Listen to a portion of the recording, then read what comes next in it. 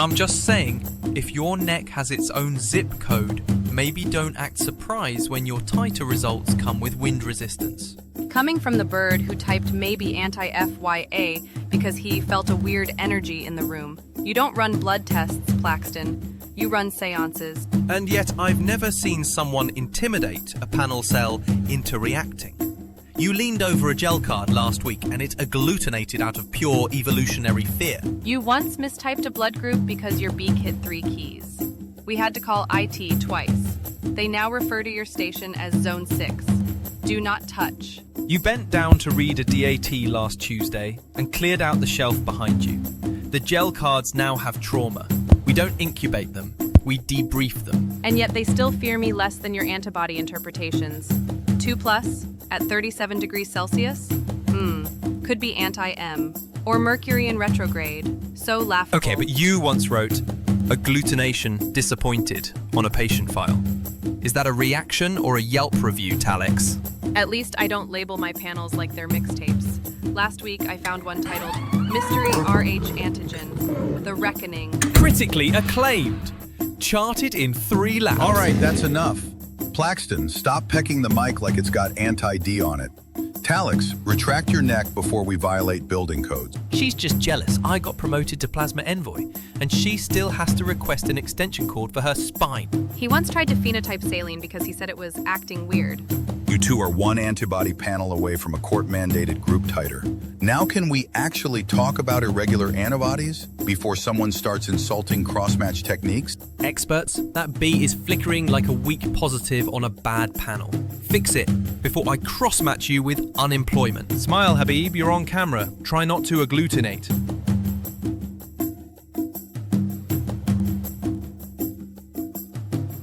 Right. Today's topic, HDFN, hemolytic disease of the fetus and newborn. We're diving into alloimmunization, pulling apart the IAT, decoding the DAT, and reminding everyone, HDFN has never been just about anti-D. That's textbook. The real story? It's a full spectrum of irregular IgG antibodies, and they've been crossing placentas, wrecking fetal red cells, and dodging underdiagnosis for decades. Oh, stop. You're about to compare alloimmunization to peanut butter again. Let me fix this before someone loses brain cells. Look, blood has 2 phases. Cellular phase, fetal red cells. Antigens from dad, that's what we're targeting. Liquid plasma phase, mom's immune system. If she sees those antigens as foreign, she builds IgG antibodies, irregular ones. They cross the placenta, bind fetal cells, and mark them for destruction. That's HDFN. Simple. Scientific. Not whatever plasma fairy tale you were about to squawk out with your petrified beak. Okay, hear me out. Standardization. We test plasma for irregular antibodies. That's just smart, right? So, logically, and I say this with full feathers of conviction, we should be IATing every pregnant female mammal on the planet. Yes, including giraffes, including zebras. Maybe not pandas, they're already endangered. Why? Because plasma doesn't keep secrets. If there's an antibody in there, IAT will find it like a nosy lab tech with a grudge. And for the babies? Oh, it gets better. DAT, direct antiglobulin test, straight to the red cells. Let's see if mum's immune system has been throwing shade across the placenta like, oh, you inherited dad's D antigen? Cute. Die. It's basically immunologic profiling with better lighting. Plasma phase, what mom's planning. Red cell phase, what the fetus is already paying for. See? Even a bird can explain it. Wait, why is everyone looking at me like that? Is this about the IAT on the blood bag? Because technically it was group O, and I just wanted to double check its aura.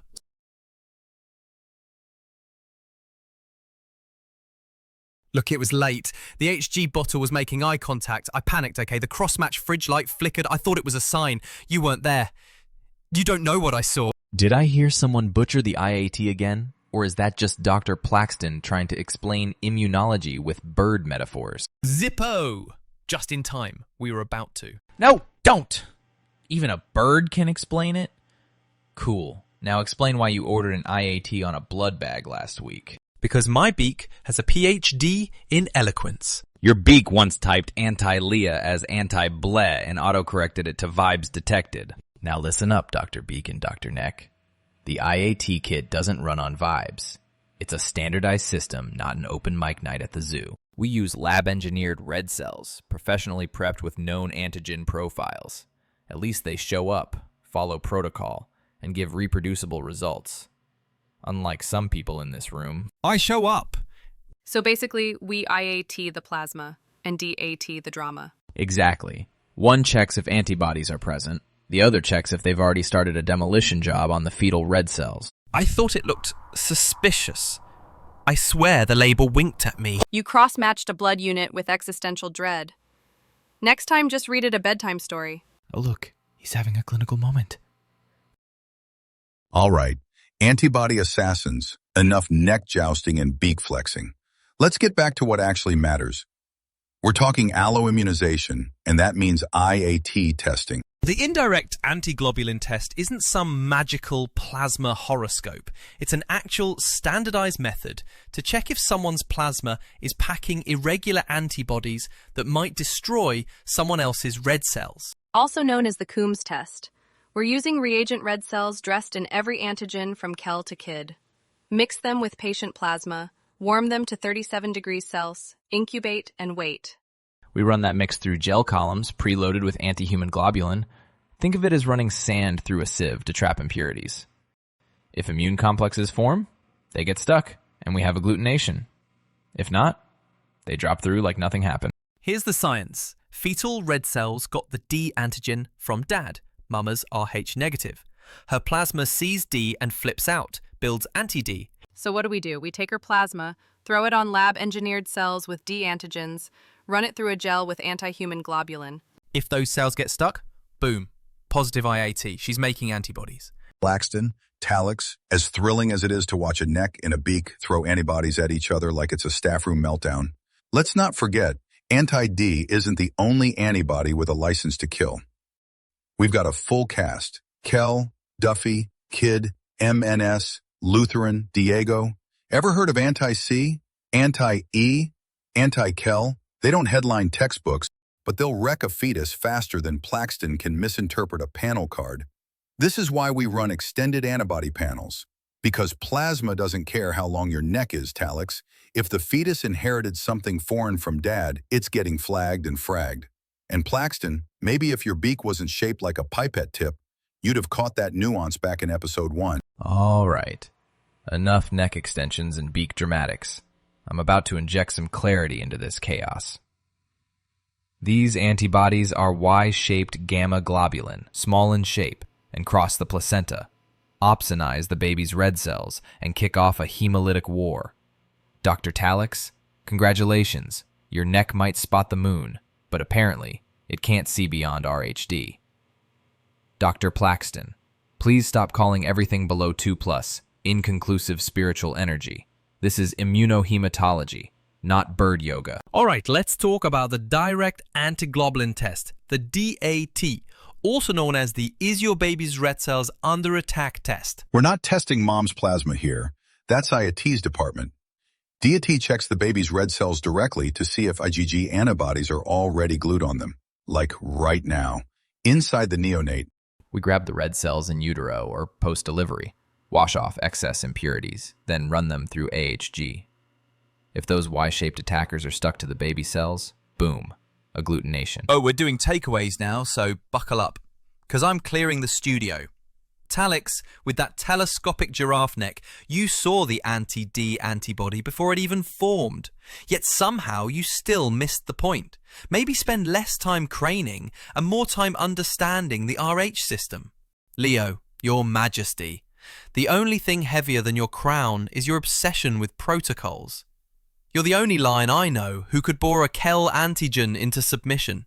Lighten up before your mane calcifies. And Zippo. Black, white, black, white, black, white. You don't look like a zebra, bro. You look like a damn barcode. Scan yourself out of here before I run your antibodies through a grocery till. Now, here's your take-home message. Anti-D isn't just a molecule. It's the difference between a healthy baby and an NICU tragedy. PDMPs, plasma-derived medicinal products like anti-D immunoglobulin, are what stand between life and hemolytic chaos. They're not just therapeutic, they're prophetic. We're literally injecting foresight, prevention, grace. That power doesn't come from prayers or potions. It comes from plasma, donated, purified, weaponized for good. So next time you see a bag of plasma or a bottle of golden fluid or a PDMP vial somewhere, don't take it for granted. Call it what it is, the hardest to get liquid on Earth. And if you disagree, I've got a column and a cross-match waiting for your career. Cut to credits before I list every featherless biped who thought RH was short for really helpful. Always think donation. Always think life.